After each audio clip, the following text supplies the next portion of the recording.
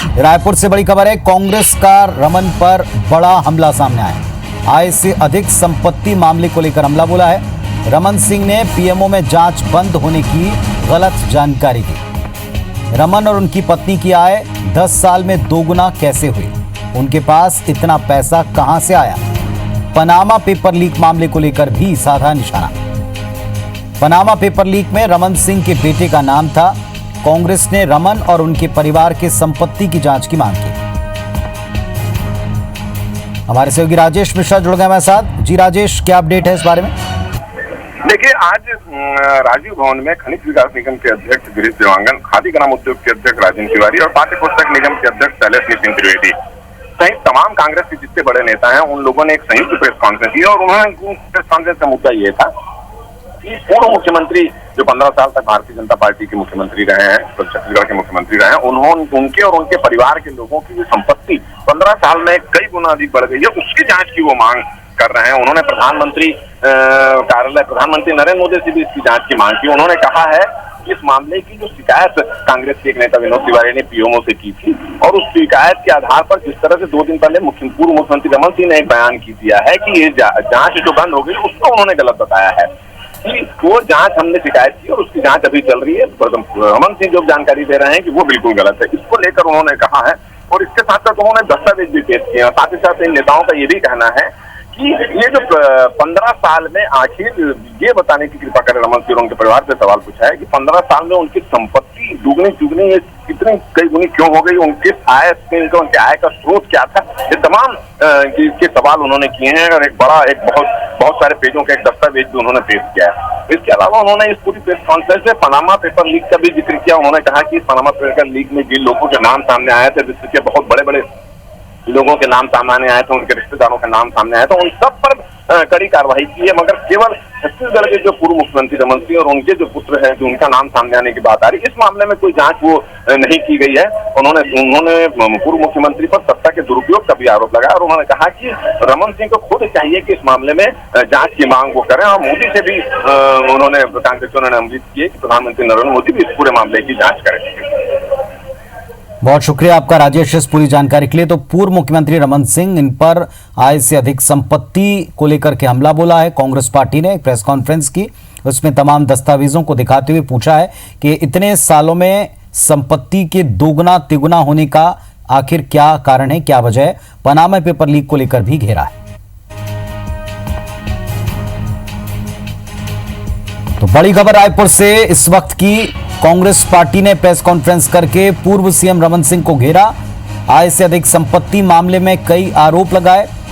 प्रधानमंत्री दफ्तर में जांच बंद होने की गलत जानकारी रमन सिंह ने दी, ये खुला आरोप कांग्रेस पार्टी ने लगाया। रमन और उनकी पत्नी की आय 10 साल में दोगुनी कैसे हुई, इतना पैसा कहां से आया, सवाल पूछा है। पनामा पेपर लीक में उनके बेटे का नाम है, उसको लेकर भी निशाना साधा है।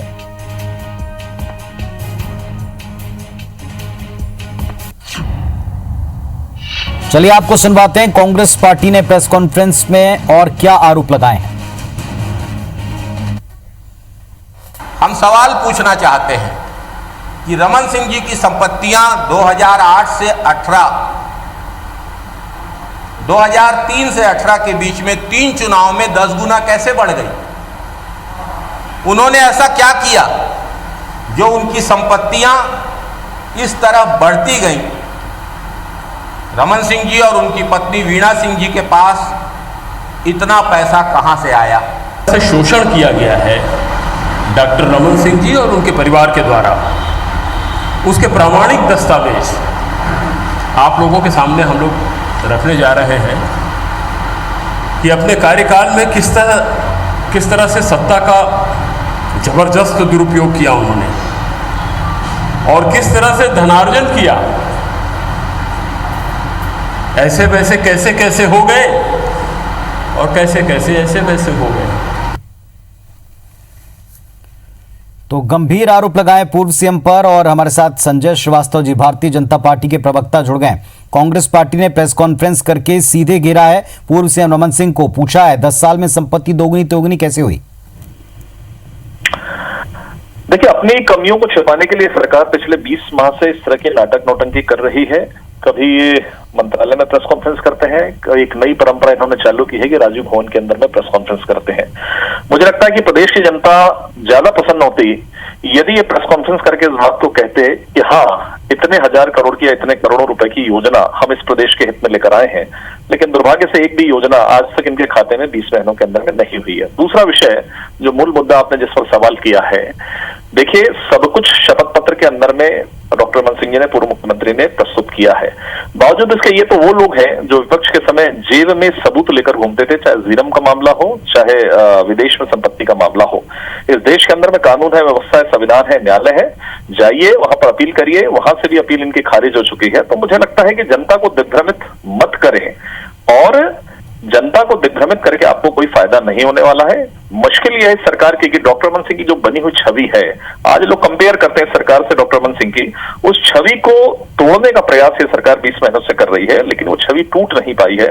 सबसे बड़ी दिक्कत है, इसलिए किसी भी तरीके से डॉक्टर रमन सिंह को बदनाम किया जाए, इस मुहिम में ये सरकार लगी हुई है। एक और उन्होंने सवाल तो बहुत सारे पूछे, आपने देखी होगी प्रेस कॉन्फ्रेंस, लेकिन उन्होंने पूछा है और ये बात सीधे तौर पर आरोप लगाया कि पूर्व सीएम ने गलत जानकारी प्रधानमंत्री दफ्तर तक को दी और इसीलिए अब पीएमओ जांच करे कि जो बात उन्होंने पूछी थी और गलत जानकारी दी, इसकी क्या वजह है? देखिए, मुझे ऐसा लगता है ये कौन होते हैं ये बोलने वाले कि पीएमओ को इन्होंने गलत जानकारी दी या फिर पीएमओ उसकी जांच करे। आप विषय को रखिए, ये तो पहला पीएमओ ऐसा है देश की आजादी के बाद जो सुनवाई करता है, जो सुनता है। दुर्भाग्य से 58 सालों तक केंद्र में यूपीए की सरकार थी, क्या पीएमओ, कहां सुनवाई, क्योंकि वही भ्रष्टाचार का अड्डा बना हुआ था। इसलिए आप अपील करें, न्यायालय है, कोर्ट है, संविधान है, लेकिन आप फर्जी तरीके से जो आपकी इमेज है, आपकी पुरानी छवि बनी हुई है, उस आधार पर लोगों को बदनाम करेंगे तो वर्ष 2023 में आप बाहर का रास्ता देखेंगे, ये तय है। लेकिन अगर वो ये सवाल पूछ रहे हैं तो इसका जवाब भी उनको देना चाहिए, क्योंकि जनता में, पब्लिक डोमेन में उन्होंने सवाल पूछा है कि दोगुनी तिगुनी संपत्ति कैसे हुई है। पुनीत जी, पब्लिक डोमेन में तमाम प्रकार की गलत जानकारियां फेंकने की आदत हमेशा से कांग्रेस की रही है। आज शपथ पत्र है, बहुत सारी नियम है, आरटीआई है, तमाम प्रकार के संस्थाएं हैं, वहां से आप जानकारी ले सकते हैं। ये फर्जी तरीके से कोई प्रूफ है, सामने रखें उन सब बातों को, तो निश्चित रूप से चाहे इनकम टैक्स की बात करें, चाहे शपथ पत्र में है, चाहे ऑडिट है, तमाम प्रकार की चीजें होती है, उससे आप जानकारी प्राप्त कर सकते हैं। लेकिन उन्होंने अपनी प्रेस कॉन्फ्रेंस शुरू ही इस बात से की कि हम दस्तावेज सामने रखकर ये सवाल पूछ रहे हैं, तो क्या बीजेपी या रमन सिंह जी जवाब देंगे इस बात का, या ये कहेंगे कि ये मुद्दा नहीं है, इस मुद्दे पर नहीं, या विकास के मुद्दे पर, योजनाओं पर बात करनी चाहिए? क्या जवाब नहीं आएगा इस बात का? नहीं, देखिए बिल्कुल, देखिए यदि पब्लिक डोमेन में काम करते हैं, यदि जिन वजहों से सरकार चुनी जाती है, तो प्राथमिकता तो यही होना चाहिए कि सरकार को काम करने की आवश्यकता है। लेकिन चूंकि अब विकास के काम के बारे में हम इससे बात नहीं करते, क्योंकि इनके बूते की बात नहीं है, ये 20 महीनों में जो पूत के पांव पालने में दिखाई देते हैं, इसलिए ये अब दूसरे तरीके से रास्ते अपना रहे हैं।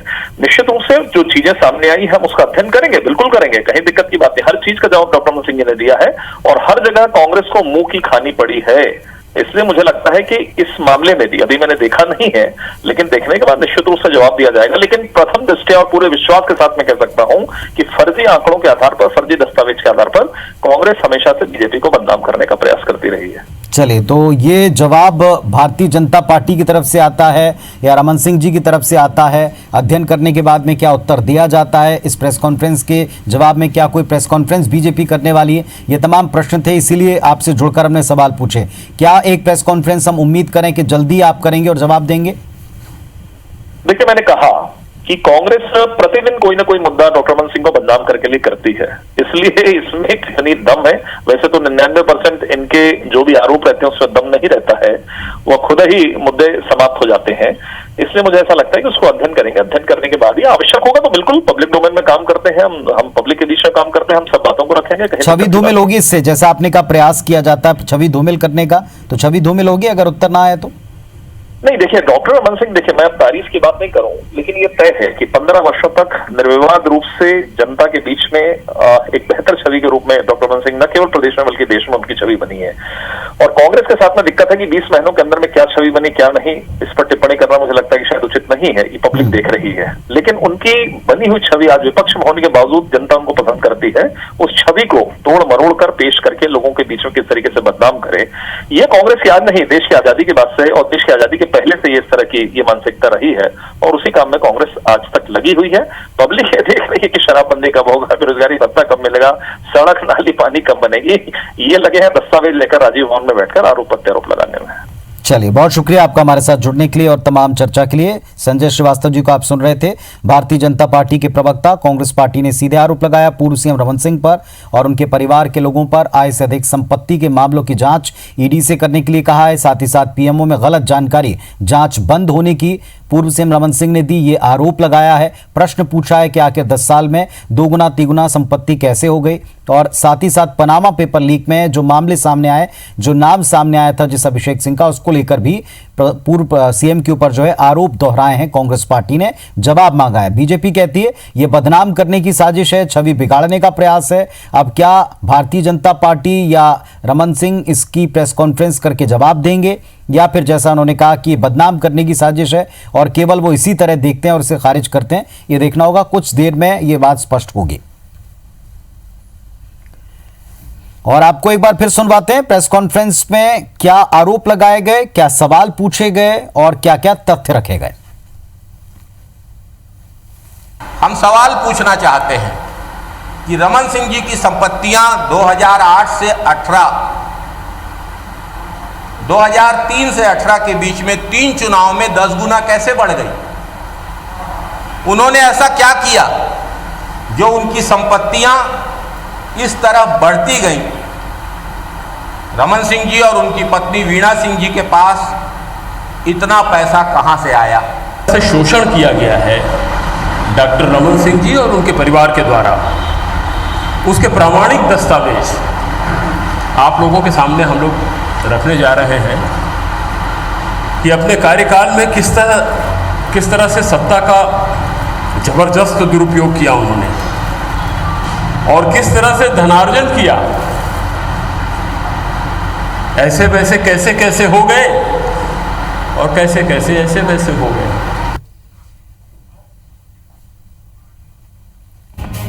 तो पूर्व सीएम रमन सिंह पर गंभीर आरोप लगाए कांग्रेस पार्टी ने प्रेस कॉन्फ्रेंस की और सीधे तौर पर सवाल पूछा है। भ्रष्टाचार के आरोप लगाए हैं पिछली सरकार पर। इन सारे मामलों को लेकर के पूर्व सीएम ने गलत जानकारी प्रधानमंत्री दफ्तर तक को दी, ये बात भी की है। पनामा पेपर में नाम आया और इस मामले को भी दबाने का प्रयास किया, ये तमाम आरोप लगाए। और घनश्याम राजू तिवारी जी हमारे साथ में जुड़ गए कांग्रेस पार्टी की तरफ से।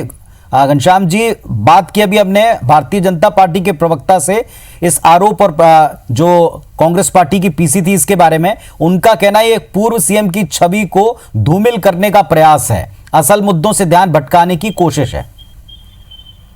देखिए, मुख्यतः बात यह है कि जिस प्रकार से ये तथ्य सामने आए, पनामा पेपर्स लीक के मामले सामने आए, तमाम प्रकार के ऐसे आरोप सामने आए, तो पूर्व मुख्यमंत्री जी की प्रथम दायित्व यह होता था कि अगर इसमें कहीं भी कोई आंच की बात नहीं तो उन्हें समय हो कि इन सब की जांच करा लेनी चाहिए थी। आखिर उन्होंने जांच को दबाया, जांच को प्रभावित करने की कोशिशें की, तो जो जनता जिन चीजों को जानना चाहती है, जो जनता के डोमेन में आना चाहिए, अगर उस पर कोई क्रिया प्रतिक्रिया नहीं आएगी तो निश्चित तौर पर इस प्रकार की परिस्थितियां निर्मित होती है। इसके लिए तो वो स्वयं खुद जिम्मेदार है। और कौन नहीं जानता प्रदेश में कि 15 वर्षों में भारतीय जनता पार्टी ने किस प्रकार से भ्रष्टाचार और कमीशन खोरी का गढ़ बना रखा था।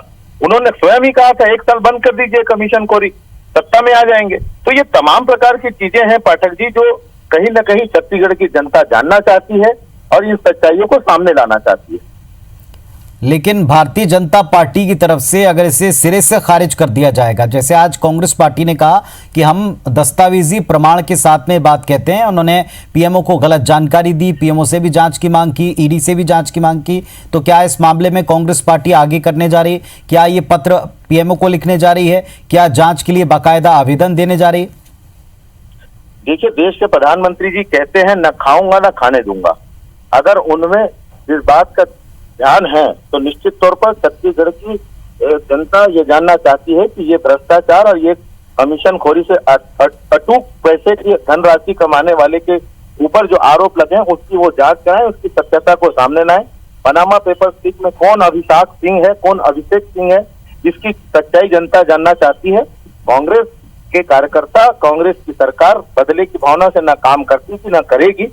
लेकिन जो सच है जिसे सामने आना चाहिए उसकी सच्चाई के लिए हर वो प्रयास किए जाएंगे। एक और बात जो भारतीय जनता पार्टी के प्रवक्ता ने कही है अभी IBC 24 पर, उनका ये कहना है कि अगर सारे दस्तावेज हैं, प्रमाण हैं, तो तमाम संस्थाएं हैं, जांच एजेंसियां हैं, अदालतें हैं, वहां जाकर कांग्रेस पार्टी इस मुद्दे को रखे, ध्यान न भटकाए असल मुद्दों से।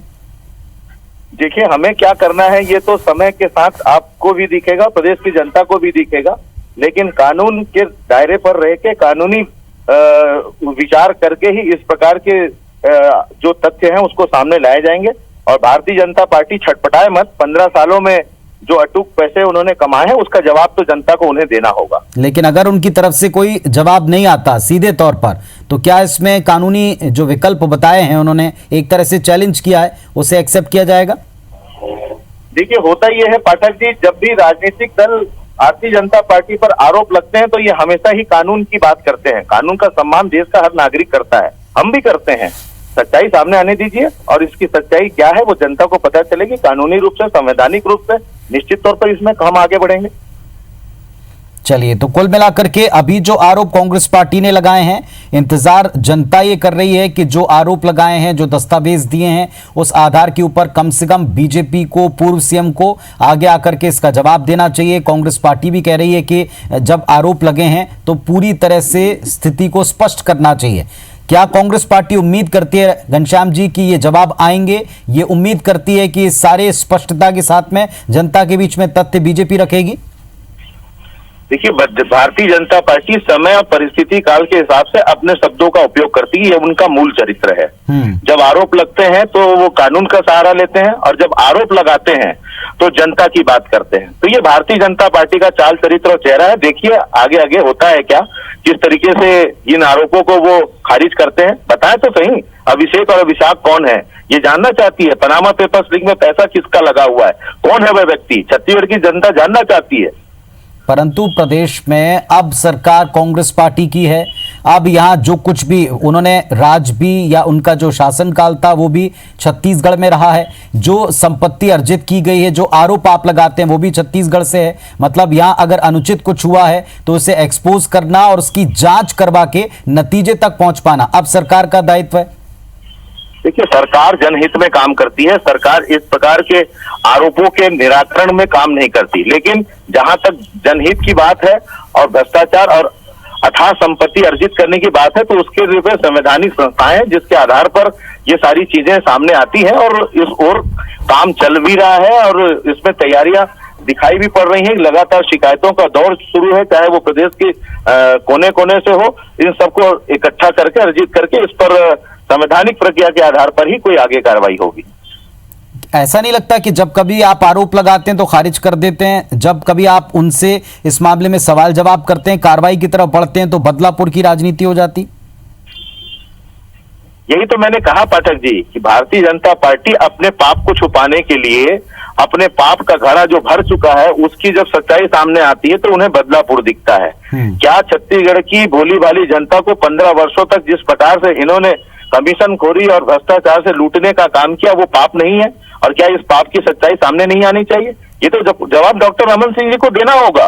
वो ये ना भूले कि सत्ता परिवर्तन हो गया तो उनके इस प्रकार के कृत्य छुप सकते हैं, नहीं छुपेंगे। चलिए, बहुत शुक्रिया आपका जुड़ने के लिए हमारे साथ में और तथ्यों पर बात करने के लिए। तो कांग्रेस पार्टी ने आरोप लगाए हैं, प्रेस कॉन्फ्रेंस करते हुए सवाल पूछे हैं पूर्व सीएम रमन सिंह से, पीएमओ को गलत जानकारी देने का आरोप लगाया है पीएमओ से और साथ ही साथ ईडी से जांच की मांग की है। लेकिन भारतीय जनता पार्टी की तरफ से जो अभी कहा गया, उनका कहना है कि ये बदनाम करने की कोशिश है, साजिश है, असल मुद्दों पर ध्यान भटकाने का प्रयास है।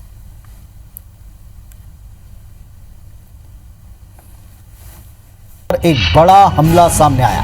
कांग्रेस ने रमन सिंह पर आरोप लगाया आय से अधिक संपत्ति के मामले में। रमन सिंह ने पीएमओ को जांच बंद होने की गलत जानकारी दी, ये कहना है कांग्रेस पार्टी का। रमन और उनकी पत्नी की आय 10 साल में कैसे दोगुनी हुई, ये सवाल पूछा है। उनके पास इतना पैसा कहां से आया, कैसे ये आय अर्जित की। पनामा पेपर लीक मामले को भी मुद्दा बनाते हुए कांग्रेस पार्टी ने सवाल पूछा है रमन सिंह से, कैसे उनके बेटे के नाम आने पर भी खामोशी है। रमन और उनके परिवार की संपत्ति की जांच की मांग कांग्रेस पार्टी ने की है। प्रधानमंत्री मोदी से इस मामले की जांच की मांग की और ईडी से भी कहा है कि इस मामले में जांच करे। सुनवाते हैं आपको प्रेस कॉन्फ्रेंस में क्या कहा है कांग्रेस पार्टी ने, क्या आरोप लगाए।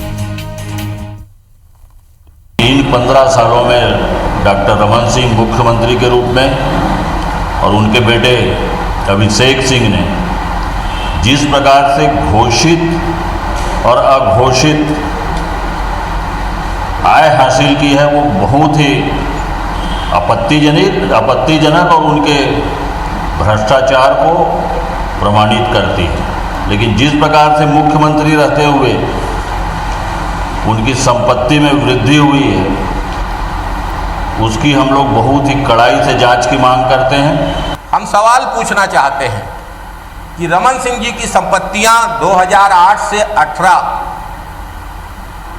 2003 से 18 के बीच में 3 चुनाव में 10 गुना कैसे बढ़ गई?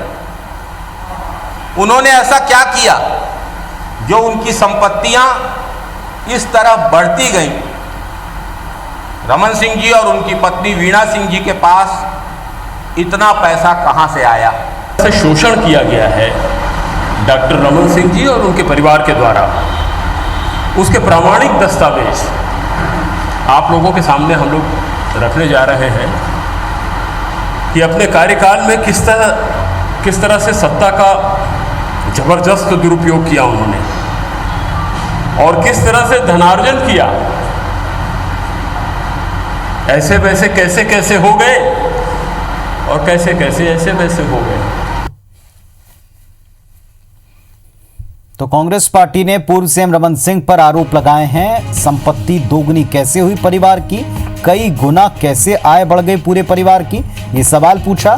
प्रधानमंत्री दफ्तर को पूर्व सीएम रमन सिंह ने गलत जानकारी दी कि जांच बंद हो गई, इसका आरोप लगाया है। साथ ही साथ उन्होंने ईडी से और प्रधानमंत्री से ये मांग की है कि इस पूरे मामले में जांच करवाएं, संपत्ति को लेकर जो झूठ बोला उसकी भी जांच करवाई जाए।